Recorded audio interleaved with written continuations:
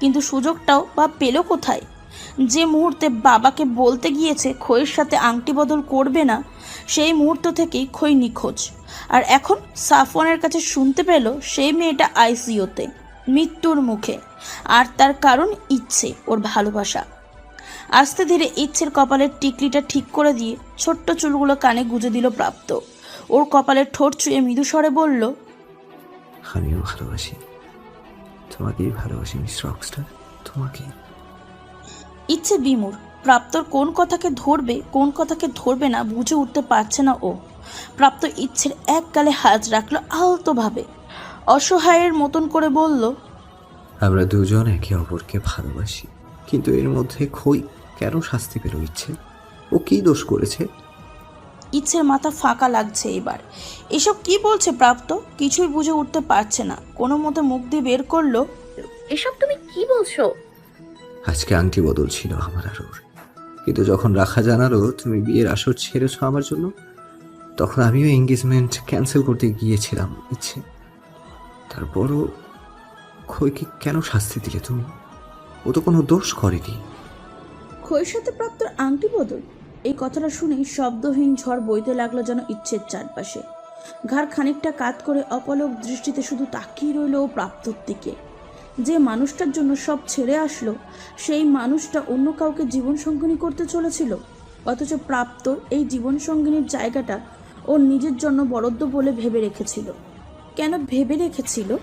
কোনোদিন কি তার কোনো কারণ দেখিয়েছে প্রাপ্ত? তবে ও কেন ভেবে রেখেছিল? এত বড় ভুল কি করে করে ফেলো ও? নিজের কাছে নিজেকে অচেনা মনে হতে লাগলো ইচ্ছের। ওকে চুপ থেকে প্রাপ্ত এবার ইচ্ছের দুগাল ধরে বলল, কেন করলে এমন? ইচ্ছে কেন? শুধুমাত্র তোমার হবু বর রাকিন সাফায়াতের অনৈতিক নোটিশ খইয়ের কাছে ছিল বলে? তাই বলে ওর ক্ষতি করতে চেয়েছিলে তুমি?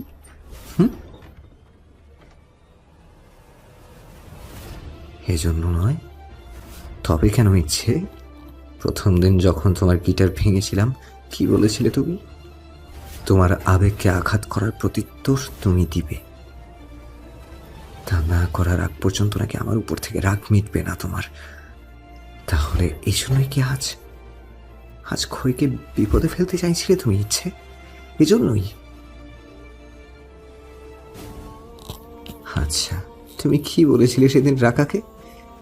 You will never fall in love, you will rise in love. ভালোবেসে উত্তল হবে তুমি, তাই না? ইচ্ছে ভালোবাসার পাগলামো দেখাবে তুমি। আজ তোমার মনে হলো ভালোবাসো তুমি আমায়, আর আজই আমার আর খইয়ের আংটি বদল হবার কথা। তবে কি তার জন্যই খইয়ের ক্ষতি করতে চেয়েছিলে তুমি? ইচ্ছে তোমার আমার মাঝ থেকে ওকে সরিয়ে দেওয়ার জন্য এভাবে ভালোবাসার পাগলামো দেখাতে চেয়েছিলে তুমি? ইচ্ছে এভাবে? চোখ বন্ধ করে দাঁতে দাঁত চেপে রইল ইচ্ছে। ধীর স্থির গলায় যে অপবাদে প্রাপ্ত ওকে অপমান করতে শুরু করেছে, যে নিজেকে সামলানোর দায় হয়ে গেছে ওর। তবু এক বর্ণ বলল না ও যে ইচ্ছে নিজের আত্মসম্মানের জন্য নিজের বাবাকেও ছাড় দেয়নি। প্রাপ্ত সমস্ত অপবাদ সয়ে নিল চুপচাপ। আজ কেন যেন ওর প্রতিবাদ করতে ইচ্ছে করছে না, কেন যেন নিজেকে জাহির করতে ইচ্ছে করছে না। কেন করবে? প্রাপ্ত ওকে যদি ভালোই বাসে, তবে অবিশ্বাস কেন করবে ওকে? কেন ভুল বুঝবে? শুধু ভাবতে লাগলো, ভালোবাসে বলে কেউ কাউকে কি করে এতটা ভুল কি করে বুঝতে পারে? হয়তো পরিস্থিতির জন্য। ইচ্ছে প্রাপ্তকে এতটুকু দোষ দিল না, সব রকম পরিস্থিতির জন্য প্রস্তুত করতে লাগলো নিজেকে। এর মাঝে ডক্টর এসে বলল, পেশেন্টের জ্ঞান ফিরেছে। প্রাপ্ত একদিনে ইচ্ছের দিকে তাকিয়ে রইল। ইচ্ছে চোখ মিলে তাচ্ছিল্য হেসে বলল, হই ভালো আছে, গিয়ে গিয়ে দেখে আসো ওকে। ইচ্ছে দেখা করে এসো। প্রাপ্তর হাতের পিঠে নাক ডলা মেরে পা বাড়াচ্ছিল ভিতরে যাবে বলে। ডক্টর ওকে বাধা দিয়ে বলে উঠলেন, সরি, আপনি কোথায় যাচ্ছেন? পেশেন্ট তো ইচ্ছের সাথে দেখা করতে চায়। অবাক চোখে ডক্টরের দিকে তাকালো প্রাপ্ত। ইচ্ছে ভাবলো হয়তো হসপিটালে আনার জন্য খুব ধন্যবাদ দেবে ওকে। ডক্টরের দিকে নিমলিত দৃষ্টিতে তাকিয়ে থেকে বলল, ইটস ওকে ডক্টর, আগে যাই। সরি, পেশেন্টকে এই মুহূর্তে উত্তেজিত করা যাবে না। গেলে আপনাকেই অ্যালাউ করব আমরা, ওনাকে না। ইচ্ছে প্রাপ্তর দিকে তাকালো। ততক্ষণও সাফওয়ান এসেছে। ডক্টর আবার বলল, মিস ইনায়াত, ভেতরে যাবেন আপনি? সাফওয়ান এগিয়ে এসে বলল, অবশ্যই উনি যাবেন, ইনফ্যাক্ট উনি আগে যাবে। আগে যদি উনি ব্লাড ডোনেট না করতো খুকিকে বাঁচানো যেত না, তাই ওনার সাথে খুকি আগে দেখা করুক। বিস্ফোরিত চোখে সাফওয়ানের দিকে তাকালো প্রাপ্ত। কি বলছে সাফওয়ান? তবে ওকে যে বলল অ্যাক্সিডেন্ট ইচ্ছের গাড়িতে হয়েছে, পুরোটা আবারও ভাবতে লাগলো প্রাপ্ত। কেয়ারটেকার বলেছিল খই সে ইচ্ছায় বেরিয়েছে মিষ্টি ঘর থেকে। যদি খইয়ের অ্যাক্সিডেন্ট ইচ্ছে জেনে বুঝে করতো, তাহলে ওকে হসপিটালে নিয়ে আসলো কে? ইচ্ছেই বা কেন এখানে কি করছে? আর ব্লাড দেওয়ার কথাই বা সাফওয়ান কেন বলবে? দিশেহারার মতন প্রাপ্তর মাথার চুল উল্টে ধরল নিজের। খইকে অসুস্থ থেকে ইচ্ছের গাড়িতে অ্যাক্সিডেন্ট করেছে শুনে কী সব বলে দিল ও। ডক্টর বললেন, চলুন মিস ইনায়াত, পেশেন্ট ওয়েট করছে আপনার জন্য। বেশ অনেকবার নাম নিয়েছে আপনার। ইচ্ছে ডক্টরের সাথে পা বাড়ালো চুপচাপ। প্রাপ্তর মাথা ঠান্ডা হলে হয়তো সবটা বুঝতে পারবে ও, এটাও জানে। কিন্তু ততক্ষণ অবধি সবটা ঠিক থাকবে তো? ভিতর ভিতর বারবার মনে হচ্ছে শেষবারের মতন একটু শান্তি চাই ওর। কোনো ভুল বোঝাবুঝি চায় না, কোনো লাভ ক্ষতির পসাদ চায় না, কোনো জবাবদিহিতা চায় না, শুধু শান্তি চায়, একটু শান্তি। কেবিনের দরজা ঠেলে ভেতরে ঢুকলো ইচ্ছে। খই আধাশোয়া হয়ে বেডে বসে, ওর মাথায় হাতে ব্যান্ডেজ, ক্যানেলা, স্যালাইন চলছে। ওকে দেখেই খই উৎফুল্লভাবে বলে উঠল, ইচ্ছে। মৃদু হাসি নিয়ে এগোলো ইচ্ছে। আলতোভাবে খইয়ের গালে হাত রেখে বলল, এখন কেমন আছো খই? খই ইচ্ছের হাতের উপর হাত রাখলো নিজের। চোখ বন্ধ করে কাঁদতে লাগলো। তারপরে ইনশিয়া থেকে বেরোনোর কিছুক্ষণ পরই ওর সিএনজিটার সামনে গাড়ি নিয়ে দাঁড়িয়ে যায় নিজাম। ওর সাথে আরও দুজন ছিল। ঝামেলা এড়াতে মাঝ রাস্তায় ওকে রেখেই সিএনজি চালক পালিয়ে যায়। উপায়ন্তর না দেখে ছুট লাগিয়েছিল খই। আর তখনই ইচ্ছের গাড়িতে অ্যাক্সিডেন্ট হয় ওর। জ্ঞান ফেরার পর 1 ঘন্টার আগের স্মৃতির সাথে যুক্ত হয় ওর 1 যুগ আগের স্মৃতিও, যে স্মৃতিতে রয়ে গেছে ওর নাম খেয়া। আর ওর মা নাফিজা বেগম, বাবা নৌশদ সাহেব, নিজের প্রাণের চেয়েও প্রিয় বোন ইচ্ছে। আর ভালোবাসা বোঝার আগে থেকেই ভালোবাসার জায়গা জুড়ে নেওয়া রাকিন। নিজের ছোটবেলার যে স্মৃতির জন্য সায়রা মাকে প্রশ্ন করে করে কষ্ট দিত, সেই স্মৃতি যখন আজ ওর ফিরে এসেছে, সেই মাই ওর কাছে নেই। আজ ও নিজের নাম পরিচয় জানে। ও অনাথ না, ও তো ইচ্ছেরই বোন খেয়া। ওকে কাঁদতে দেখে ইচ্ছে বলল, কাঁদছো কেন তুমি? খেয়া চোখ মেলল, বলল, কি অদ্ভুত জীবন, তাই না রে ইচ্ছে? যখন আমি নিজেকে চিনিনি তখন হয়তো তোরা আমাকে খুঁজেছিস।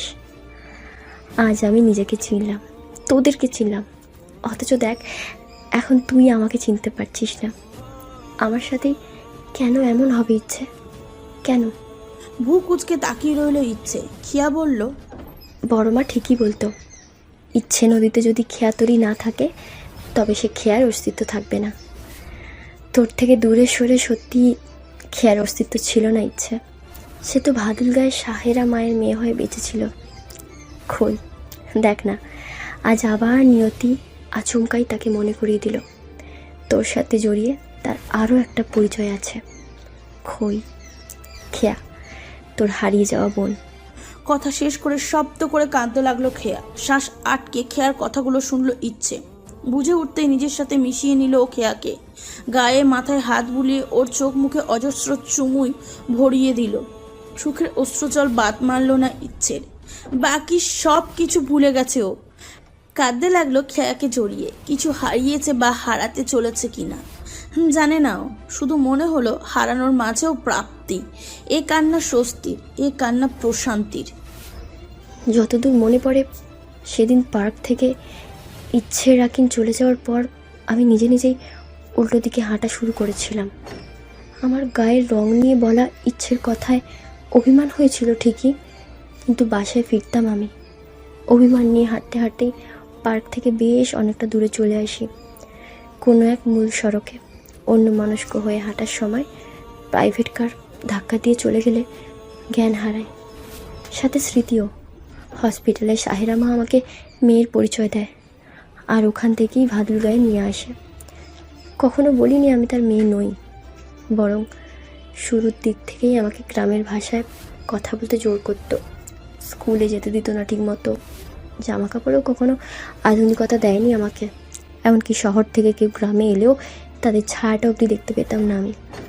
সর্বস্ব দিয়ে ভালোবাসলেও শাহের আমার সবসময় আড়াল করে রাখতো আমাকে, সব সময়। নাফিসা বেগমের বুকে মুখ গুজে সবটা বলল খেয়া। ইচ্ছে কল করে জানানোর পরেই হসপিটালে চলে এসেছে নওশাদ সাহেব আর নাফিসা বেগম। মেয়েকে দেখে অঝরে কেঁদেছেন দুজনে, কেঁদেছে খেয়াও।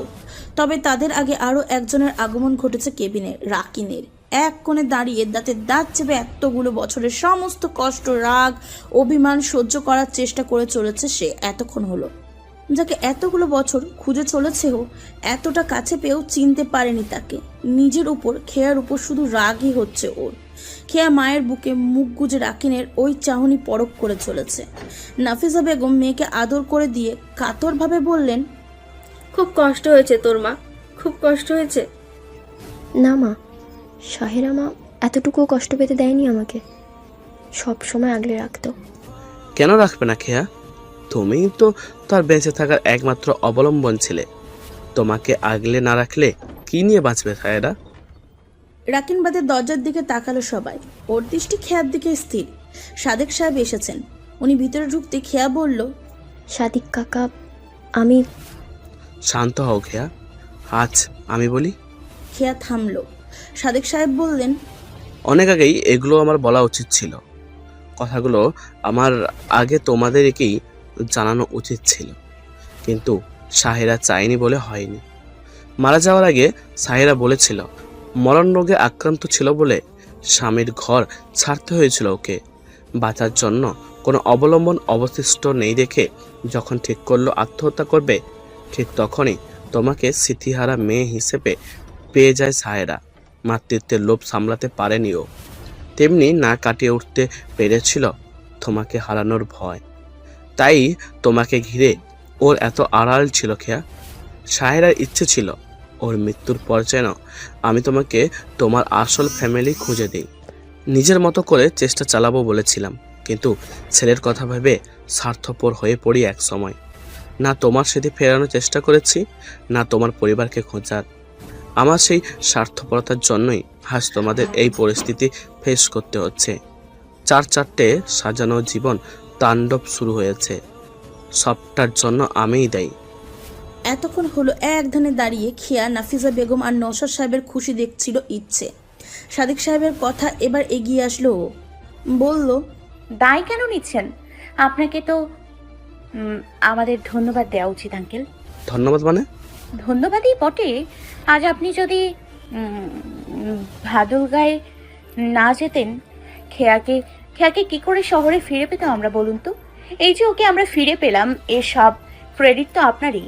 তাই গিল্টি ফিল করে আমাদের ছোট করে দেবেন না প্লিজ, রিকোয়েস্ট করছি। মুগ্ধ চোখে তাকিয়ে থেকে ইচ্ছের মাথায় হাত বুলিয়ে দিলেন সাদিক সাহেব। নাফিসা বেগম খেয়াকে ছেড়ে উঠে দাঁড়ালেন। ইচ্ছের সামনে দাঁড়িয়ে বললেন, তোর সাহেরা মাকে হারিয়ে যে যন্ত্রণা তুই এই কদিনে পেয়েছিস, একই যন্ত্রণা সয়ে তোর বড় মাকে হারানোর পর ইচ্ছে কিভাবে বেঁচে আছে খেয়া? টলমলো চোখ তুলে নাফিসা বেগমের দিকে তাকালো ইচ্ছে। বুঝে উঠতে পারল না কি বলবে। নাফিসা বেগম এক হাতে ইচ্ছের গালে রেখে বললেন, যে মেয়ে আমার কথার অগ্নিবর্ষণের প্রত্যুত্তর যুক্তির জালে দমন করে, আজ তার চোখে জল। এই বর্ষণে আমায় সূচি করতে পারবি মা? আমি সত্যি তোর মা হওয়ার যোগ্য নই ইচ্ছে। কোনোদিনই এতটুকু বুঝতে চাইনি তোকে। তোর মতো মেয়ের মা হওয়ার সৌভাগ্য, যোগ্যতা কোনোটাই আমার নেই। সেই সৌভাগ্য শুধু বড় আপাকেই মানাতো, তাই তো সে তোর মা, আর আমি তোর SM সৎ মা। কেন যেন আজ খেয়াকে ছেড়ে তোকে আদর করতে ইচ্ছে করছে মা। তোকে একটু আদর করতে দিবি আমাকে, অল্প একটু?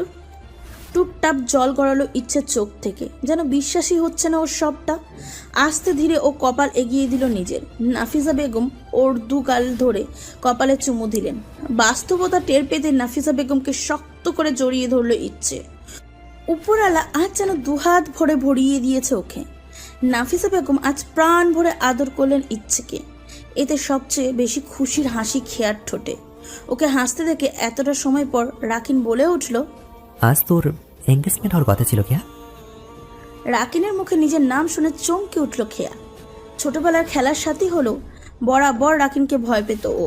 আর যদি খই পরিচয়ে ও এখানে থাকতো, হয়তো এই ভয়টাও এক বিন্দুও কাজ করতো না ওর। হয়তো খই বলতো, তুমিও তো বিয়ে করে নিচ্ছ নকশাদার। এমনটা ভেবে রাকিনের দিকে এক পলক তাকিয়ে তৎক্ষণাৎ চোখ নামিয়ে নিল খেয়া। বলতে পারলো না কিছুই। রাকিন এগোলো ওর দিকে। নাফিসা বেগম তখনও ইচ্ছেকে জড়িয়ে। ইচ্ছে বুঝলো দুজনের মধ্যে জমা অভিমানগুলো বেরিয়ে আসবে এবার। বলল, এখান থেকে চলো মা, ওরা কথা বলুক। চলে আসবে বলে পা বাড়াচ্ছিল সবাই। রাকিন তৎক্ষণে খেয়ার বেড়ে গিয়ে বসেছে। কেবিন থেকে একজনও বেরোনোর আগে আঙুলে থাকা আংটি খুলে খেয়ার আঙুলে পরিয়ে দিল রাকিন। ওর কাজে বিমূঢ় হয়ে তাকিয়ে রইল সবাই। খেয়ার বিস্মিত চাহনি দেখে রাকিন স্বাভাবিক গলায় বলল, নে, হয়ে গেছে তোর এঙ্গেজমেন্ট। রাকিন, আমি ছাড়া তুই কারো না খেয়া, তুই শুধুই আমার। খেয়া রাকিনের মাথায় বসে নে, এমনভাবে বসিয়ে নে যেন অভিমানের আগে রাকিনের পাগলামোর কথা তোর মনে পড়ে, এই 12 বছরের শাস্তির কথা মনে পড়ে তোর, আমার কষ্টগুলোর কথা মনে পড়ে তোর। চোখ ফেটে আবারও জল গড়ালো খোয়ের। আস্তে করে মাথা ঠেকালো ও রাকিনের বুকে। দু হাতে জড়িয়ে চোখ বন্ধ করে শ্বাস নিল রাকিন। কতদিন হলো এই বুকের হাহাকার শূন্যতা। আজ তা সেই কাঙ্ক্ষিত মানুষই স্বস্তিতে ভরে উঠেছে। ওদের দুজনকে একসাথে দেখে মুচকি হেসে কেবিন থেকে বেরিয়ে আসলো সবাই। খেয়াকে নিয়ে রাকিনের পাগলামোর সীমা জানে তারা। ইচ্ছে করিডোরে আসতেই দেখে প্রাপ্ত দেয়ালে পিঠ ঠেকিয়ে মাথা নিচু করে দাঁড়িয়ে। উপস্থিতি জানান পেতেই ইচ্ছের দিকে চেয়ে চেয়ে নীরব অশ্রু বিসর্জন দিতে শুরু করেছে প্রাপ্ত। অপরাধ বোধে নিজেকে শেষ করে দিতে ইচ্ছা করছে ওর। ওকে পাশ কাটিয়ে চলে গেল সবাই। শুধু ইচ্ছে দাঁড়ালো। এগিয়ে এসে একটা শুকনো ঢোক গিলে বলল, আমি জানতাম পুরো পৃথিবী একদিকে থাকলেও যে আমার ঠোঁটে হাসির কারণ, যাকে আমি ভালোবেসেছি, যার কাছে আমার প্রেম নঙ্গর ঠাঁই, শুধুমাত্র সেই আমাকে আমার ভালোবাসাকে ডিফাইন করতে পারে, অন্য কেউ না। ভুল ছিলাম আমি প্রাপ্ত। আমার বোঝা উচিত ছিল। আমি ভেবেছি আমি ভালোবেসেছি, তো কি তুমি তো না আমায় ভালোবেসেছ, না আমার ভালোবাসাকে বুঝেছ। তোমার প্রেম নঙ্গর তো অন্য তরীর মালিকাধীন।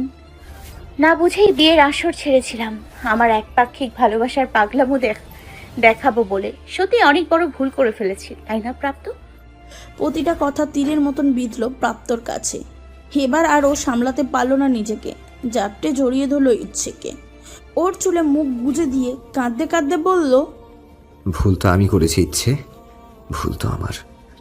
যার দায়িত্ব নেব বলে তোমার প্রতি ভালোবাসাকে অস্বীকার করেছিলাম, তাকে মৃত্যু মুখে দেখে মাথা ঠিক ছিল না আমার। সাফওয়ানের কাছ থেকে যখন শুনলাম খেয়া তোমার গাড়ি দিয়ে অ্যাক্সিডেন্ট করেছে, আমি নিজেকে বোঝাতে পারিনি।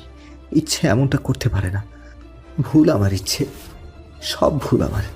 সীমাহীন ভালোবেসেও বলিনি ভালোবাসি। তাই তো আজ এই দিনটা দেখতে হলো তোমাকে। কথা দিচ্ছি এমন ভুল আর কোনোদিনও হবে না। আর কখনো তোমার কান্নার কারণ হব না মিস রকস্টার। ভালোবাসি তোমাকে, খুব ভালোবাসি। প্রাপ্তর কাছে এবার ভালোবাসি শুনে বুক ভরে শ্বাস নিল ইচ্ছে। ও জানতো প্রাপ্ত ঠিক বুঝবে সবটা। প্রাপ্ত বলে চলেছে নিজের মতো করে, আর ইচ্ছের চোখ ঝাপসা হয়ে আসছে ক্রমশ। প্রাপ্তর বলা কথাগুলো মাথায় ঢুকছে না আর কিছুই। ইচ্ছে টলমলো শরীরটা কিঞ্চিৎ সামনে এনে এক হাতে প্রাপ্তর গালে রাখলো। তারপর মিহিস্বরে বলল, আমিও ভালোবাসি, খুব ভালোবাসি। বয়ে চলা স্রোত শ্রেণীর মতো হয়েও বরাবর আমি শুধু তোমাকেই আটকেছি গ্যাংস্টার, প্রেম লঙ্গর ফেলে। কথা শেষ করে মুখে হাসি ফোটালো ইচ্ছে। প্রাপ্ত হাসি মুখে ওর দিকে হাত বাড়াচ্ছিল। ইচ্ছে কি বুঝলো, প্রাপ্তর দিকে ক্লান্ত চোখে তাকিয়ে থেকে বলল, আমার হাজারো প্রাপ্তি আর পূর্ণতার খাতায় তুমি সর্বোচ্চ অপূর্ণতা প্রাপ্ত। এত বেশি ভালোবেসেছি যে সেখানেই বোধহয় আমার ইতি আঁকা। তবু তোমাকে ভালোবাসি মিস্টার গ্যাংস্টার, ভালোবাসি। প্রাপ্তর হাত থেমে গেল। কথা দুটো বলে হঠাৎ দুবার জোরে শ্বাস নিয়ে চোখ বন্ধ করে ওর হাতে ঢলে পড়ল ইচ্ছে। বড় বড় চোখে স্তব্ধতা নিয়ে হাতে ইচ্ছের দিকে তাকিয়ে রইল প্রাপ্ত। ওর পুরো পৃথিবী যেন থমকে গেছে। কাপা কাপা হাতে ইচ্ছের গলায় আলতোভাবে স্পর্শ করলো প্রাপ্ত। ফিসফিসিয়ে ডাকলো বার দুয়েক। ইচ্ছে সাড়া দিল না। হাতের তরলের উপস্থিতি টের পেয়ে ইচ্ছের গলা থেকে কাঁপতে থাকা হাত উপরে তুলে ধরল প্রাপ্ত। কান দিয়ে রক্তক্ষরণ হয়েছে ইচ্ছের। কানের পাশ বেয়ে গলার দিকটা রক্তে ভিজে উঠেছে। অবিশ্বাসের সেকেন্ড 2 তাকিয়ে থেকে দুহাত শক্ত করে ইচ্ছেকে জড়িয়ে ধরল প্রাপ্ত। গগন বিদারক চিৎকার করে বলে উঠল, এটা কি করলে তুমি ইচ্ছে? কি করলে এটা? যেটুকু বলে তোমার ভালোবাসাকে অপমান করেছি তার জন্য শাস্তি প্রাপ্য আমার, কিন্তু তাই বলে এমন শাস্তি দিও না আমাকে ইচ্ছে, এমন শাস্তি দিও না। এখনো তো ইচ্ছে নদীর ভালোবাসায়, আচ্ছা এখনো তো ইচ্ছে নদীর ভালোবাসার স্রোতে গা ভাসানো বাকি, এখনো তো তোমার নামের প্রেম যমুনায় প্রেম নগর ফেলা বাকি। চোখ খোলো ইচ্ছে, প্লিজ চোখ খোলো। ভালোবাসার উত্তাল ঢেউ হয়ে এসে এইভাবে আমাকে নিঃস্ব করে দিয়ে নিজেকে দূরে সরিয়ে নিতে পারো না তুমি ইচ্ছে, পারো না। মিস ইনায়াতের অ্যাক্সিডেন্টের প্রায় 6 ঘন্টা পার হয়ে গেছে মিস্টার রাকিন, আর তার মাথায় আঘাতটাও ঠিক ততই লেগেছে। ব্রেনে ব্লিডিং শুরু হয়েছে তখন থেকেই। শুরুর দিকে বলে তিনি হয়তো তৎক্ষণাৎ টের পাননি, কান দিয়ে আসা অল্প বিধ্বস্ত রক্তকে ইগনোর করেছেন। এখন এতটা সময় পরও ব্লিডিং বেড়েছে। পুরো দিন না খাওয়া উনি, ফিজিক্যালি উইক হয়ে ব্লাডও ডোনেট করেছে 2 ব্যাগ। এটুকু বলে ডক্টর থামলেন। সামনের মানুষগুলোর বিধ্বস্ত রূপ দেখে আরও বলার পূর্বে তার সাহস সঞ্চার করা প্রয়োজন। জ্ঞান হারানোর পর ইচ্ছেকে এমার্জেন্সিতে নিয়ে যাওয়া হয়েছে। রক্তক্ষরণ থেমেছে, তবে জ্ঞান ফেরেনি ইচ্ছের। ডক্টরের সামনে চেয়ারে রাকিন, নওশাদ সাহেব অসহায় চাউনি নিয়ে বসে, আর এক কোণে দুহাত মুঠো করে মেঝেতে দৃষ্টি স্থির করে প্রাপ্ত দাঁড়িয়ে। হাতের তালুর উপর পিঠ থেকে রক্ত ঝরছে ওর। ইচ্ছেকে এমার্জেন্সিতে নিয়ে যাওয়ার সময় ওর করা পাগলামিতে করিডোরের দেওয়ালেও লেগেছে সেই রক্ত। কথাগুলো শোনার পর প্রাপ্ত আরও বেশি উত্তেজিত হয়ে পড়বে, তা বেশ বুঝেছেন উনি। ডক্টর উঠে দাঁড়ালো রাকিন আর নওশাদ সাহেবও। নওশাদ সাহেবের সামনে গিয়ে ডক্টর বললেন, ব্লিডিং আপাতত না থাকলেও মিস ইয়ানাতের এখনও সেন্স ফেরেনি, রেসপন্স করছেন না উনি। আমাদের আর কিছু করার নেই মিস্টার নওশাদ। আমার মেয়েটা আর বাঁচবে না, তাই না ডক্টর? নওশাদ সাহেবের ফাঁকা দৃষ্টি। খেয়াকে তো আগেই হারিয়েছিলেন, ওর অভাবে ভালোবাসা নামক অনুভূতিও যেন হারিয়ে ফেলেছিল ইচ্ছে। কোনোদিনও ভালোবাসা বোঝেনি তার। আজ যখন খেয়া ফিরেছে, 2 মেয়েকে আদরে আদরে ভরিয়ে দেওয়ার সুযোগ এসেছে, তখন দুজনকেই হসপিটালে দেখে কোন বাবা ঠিক থাকবে? নাফিজা বেগমকে ইচ্ছের ইমার্জেন্সি দরজা থেকে সরানোই যায়নি। নিজেকে পৃথিবীর সবচেয়ে অসহায় পিতা বলে মনে হচ্ছিল নওশাদ সাহেবের। রাকিন বলল, শান্ত হও আঙ্কেল, ইচ্ছের কিচ্ছু হবে না, ডক্টরের সাথে আমি কথা বলছি। রাকিন সরিয়ে নিয়ে আসলো ডক্টরকে। যন্ত্রের মতন বসে রইলেন নওশাদ সাহেব। রাকিন বলল, ইচ্ছে কেমন আছে ডক্টর? উনি ভালো নেই মিস্টার রাকিন। মিস্টার নওশাদ ভুল আন্দাজ করেননি। এভাবে সেন্সলেস থাকলে হয়তো ইয়ানাতকে আমরা। কথা শেষ করার আগেই ঝড়ের বেগে ছুটে এসে ডক্টরের অ্যাপ্রনের 2 হাত চেপে ধরল প্রাপ্ত। তবে ওর রক্তবর্ণ চোখ আর শক্ত চোয়াল দেখে নমনীয়তা হারালেন না ডক্টর। ইচ্ছেকে ওর বাহুডোর থেকে সরানোর পর থেকে এমন পাগলামো করে চলেছে এই ছেলেটা। প্রাপ্ত ডক্টরের অ্যাপ্রন ঝাঁকিয়ে বলল, এই ডক্টর, আবার ইচ্ছের কিচ্ছু হবে না। ওর কিচ্ছু হলে আমি কিন্তু কাউকে বাঁচতে দেব না, শেষ করে দেব সব। প্রাপ্ত ওয়াদা করছে এটা আমি। রাকিন ঝাড়া মেরে ডক্টরকে ছাড়িয়ে নিল প্রাপ্তর হাত থেকে। অবাক চোখে তাকালো প্রাপ্ত। রাকিন শক্ত গলায় বলল, এটা তোমার গুন্ডামো দেখানোর জায়গা না প্রাপ্ত, এটা হাসপাতাল, আর উনি একজন ডক্টর। ওকে বলো আমার ইচ্ছেকে সুস্থ। কিসের তোমার ইচ্ছে? তোমার না ইচ্ছে, বরং এইসবের জন্য তুমি দায়ী। এতই যদি ভালোবাসো, কেন বলনি ভালোবাসো? যে মেয়ে এত বড় সেলিব্রিটি হয়েও তোমাকে সময় দিত, তোমার কাজগুলোতে তোমাকে বাধা দিত না, তোমার একটা বারের জন্য মনে হয়নি সেই মেয়ে তোমাকে নিয়ে কিছু তো ফিল অবশ্যই করে? একবারও ভাবনায় আসেনি সে কথা? হোক তা অনাকাঙ্ক্ষিতভাবে, তবুও বারবার কাছে এসেছিল তোমারও। কেন বলনি ভালোবাসো ওকে? তাহলে আজ আমাদের কাউকেই এই দিনটা দেখতে হতো না। না ইচ্ছে আমাকে বিয়ে করতে রাজি হতো, আর না তুমি জেদ ধরে খেয়াকে আংটি বদল করতে রাজি হতে। কোনোটাই ঘটতো না। চোখ নামিয়ে নিল প্রাপ্ত। এক বর্ণ ভুল বলেনি রাকিন, তবে রাকিন নিজেও এভাবে বলতে চায়নি। যেটুকু ভাগ্যে লেখা তা তো হওয়ারই ছিল। এভাবে ওদের চারজনের জীবন বহমান হওয়ার ছিল। একা প্রাপ্তত্ব দোষ না এতে, তবে প্রাপ্তকে থামাতে এসব বলতে হতো ওকে। সত্যিই থেমে গেছে প্রাপ্ত। রাকিন এগোচ্ছিল ওকে সামলাবে বলে। ধপ করে মেঝেতে বসে পড়ল প্রাপ্ত। দুহাত জোর করে জল ভরা চোখে ডক্টরের দিকে তাকিয়ে বলল, ইচ্ছেকে প্লিজ সুস্থ করে দিন ডক্টর, ওকে প্লিজ ঠিক করে দিন। বাঁচবো না আমি ওকে ছাড়া, বাঁচতে পারবো না, প্লিজ বাঁচান ডক্টর প্লিজ। চোখ বন্ধ করে মুখ দিয়ে শ্বাস ছাড়ল রাকিন। ইচ্ছে যখন বলেছিল গ্যাংস্টারকে ভালোবাসি, কৌতূহল থেকে রাকার কাছে শুনেছে ও প্রাপ্তর বিষয়ের সবটা। রাকার ভাষ্যমতে যে ছেলে মারপিটের ভাষা ছাড়া অন্য কোনো ভাষা বুঝতে জানে না, আজ সে হাত জোর করে কাঁদতে কাঁদতে কথা বলছে, নত হচ্ছে। হবেই বা না কেন? ভালোবাসার কেউ যখন মৃত্যু মুখে, তখন নিজেকে সামলানো কতটা কষ্টের। ও নিজে সেই পরিস্থিতির মুখোমুখি হয়েছে। ইচ্ছের অসুস্থতার কথা খেয়াকে জানানোর পর ওর অবস্থায় গুরুতর হয়ে গিয়েছিল। দুজনকে নিয়ে সমান ভয়ে ছিল সবাই। আপাতত ঘুমের ওষুধ দিয়ে রাখা হয়েছে খেয়াকে। ডক্টর প্রাপ্তকে তুলে দাঁড় করালেন। ওর কাঁধে হাত রেখে বললেন, আমি বুঝতে পারছি আপনার অবস্থা মিস্টার প্রাপ্ত। আমরা সর্বোচ্চ চেষ্টাই করেছি মিস ইনায়েতকে ঠিক করার। বর্তমানে মেডিকেলের সায়েন্সের অনেক উন্নত। অ্যাক্সিডেন্টাল স্ট্রোকের ক্ষেত্রে উন্নত দেশের ব্রেন অপারেশনের সিস্টেম চালু করা হয়েছে। এখানে আমাদের নিউরো হসপিটালেও কিছু স্পেশালিস্ট এমন অপারেশন করেছেন। আপনারা চাইলে আমরা মিস ইনায়াতের অপারেশনের ব্যবস্থা করব। একটুখানি স্বস্তির শ্বাস ফেলে ঠোঁট কামড়ে নিঃশব্দে কাঁদছিল প্রাপ্ত। ডক্টর এক পলক রাকিনের দিকে তাকিয়ে বললেন, বাট ব্রেন অপারেশন সাকসেসফুল হওয়ার পসিবিলিটি খুব কম মিস্টার প্রাপ্ত। এ পর্যন্ত হওয়া সবগুলো অপারেশনে প্রতি 10 জনে একজনকে বাঁচাতে পেরেছে ডক্টররা, বাকি 9 জন ওটিতেই। কি বলছেন আপনি ডক্টর? সবে তো হাসির আলো দেখালেন, এখন বলছেন অপারেশন সাকসেসফুল না হলে ওটিতেই? বিস্ময়ে বলল রাকিন। ডক্টর মাথা নিচু করে বলল। রাকিন চুলগুলো উল্টে ধরল নিজের। এবার ওরও ভয় করছে।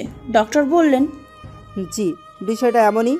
অপারেশন না হলে মিস ইনায়েত অসুস্থতা নিয়েই হাতে গোনা কিছুদিন সারভাইভ করবেন। অপারেশন সাকসেসফুল হলে সুস্থ হয়ে যাবেন, আর না হলে ওটিতেই। এবার আপনাদের সিদ্ধান্ত নেবার পালা মিস্টার রাকিন। তবে যদি আপনারা অপারেশন করাতে চান, যা করার দ্রুত করতে হবে, নইলে মিস ইনায়েত আরও বেশি অসুস্থ হয়ে পড়বেন, তখন আমাদেরও করার কিছু থাকবে না। রাকিন বুঝে উঠতে পারছে না কি করবে। এই অপারেশনের কথা কিভাবে বলবে নওশাদ সাহেবকে। উনি কোনোদিনও রাজি হবেন না এত ঝুঁকিপূর্ণ অপারেশনের জন্য। বরং অপারেশন ব্যতি রেখেই ইচ্ছেকে আরও কিছুদিন ভালোবাসার সুযোগ নেবেন সে।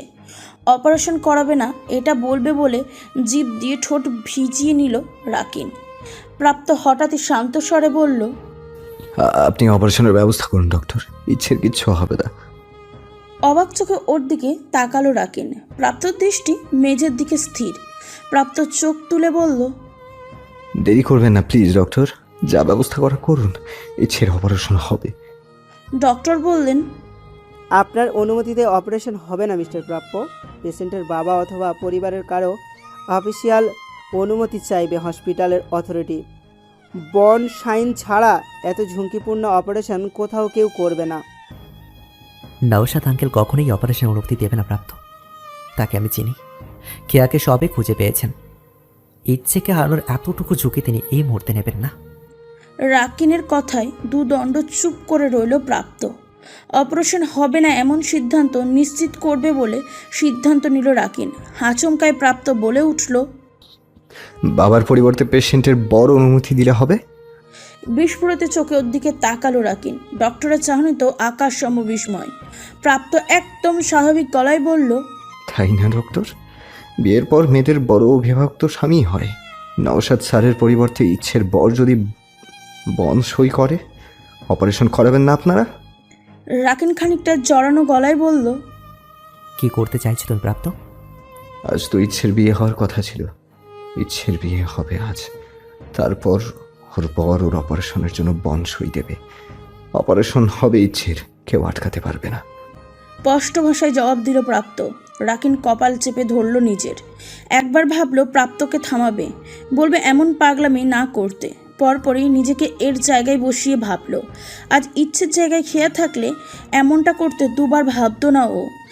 এমনকি বন্ধু হিসাবে এখনও এমন সিদ্ধান্ত নিতে পারবে, কিন্তু সেই সম্পর্কটা না ও চায়, নাইবা ইচ্ছে খেয়া, প্রাপ্ত বা ওদের পরিবারের কেউ।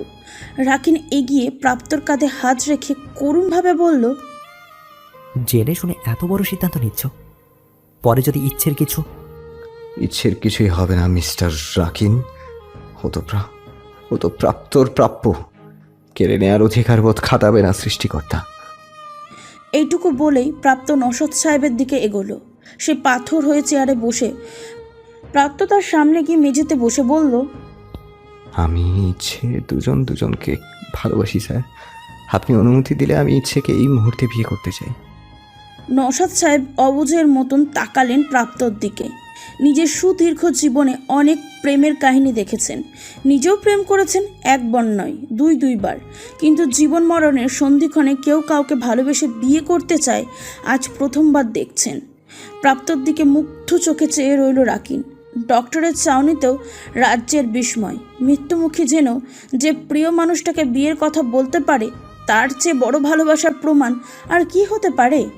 যেখানে কোনো কামনা বাসনার সুযোগ নেই, কোনো নতুন শুরুর নিশ্চয়তা নেই, সেখানে কি করে বিয়ে নামক বন্ধনে বদ্ধ হওয়ার উন্মাদনা?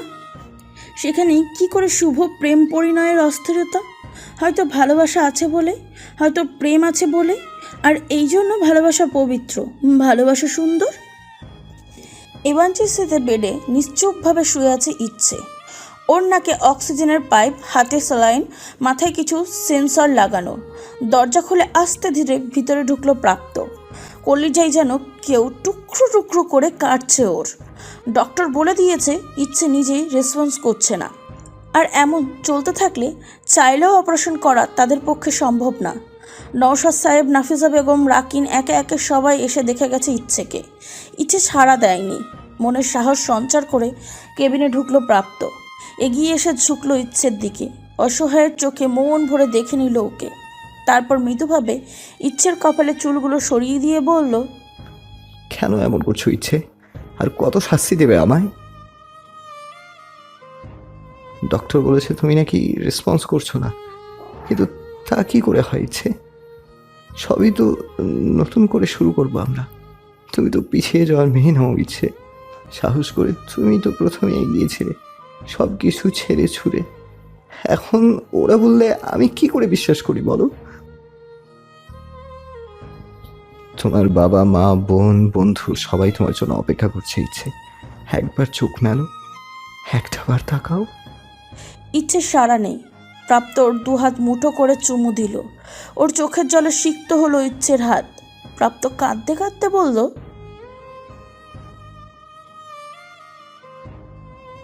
মৃদু নড়ে চড়ে উঠল ইচ্ছের হাত। কিঞ্চিত শক্তিতে প্রাপ্ত হাত চেপে ধরল ইচ্ছে। চমকে উঠে উচ্ছ্বাসে ওর দিকে তাকালো প্রাপ্ত। ইচ্ছে চোখ খুলল আস্তে ধীরে। নিজে চোখে দেখে নিল উন্মাদ প্রায় প্রাপ্তর চেহারার হাল।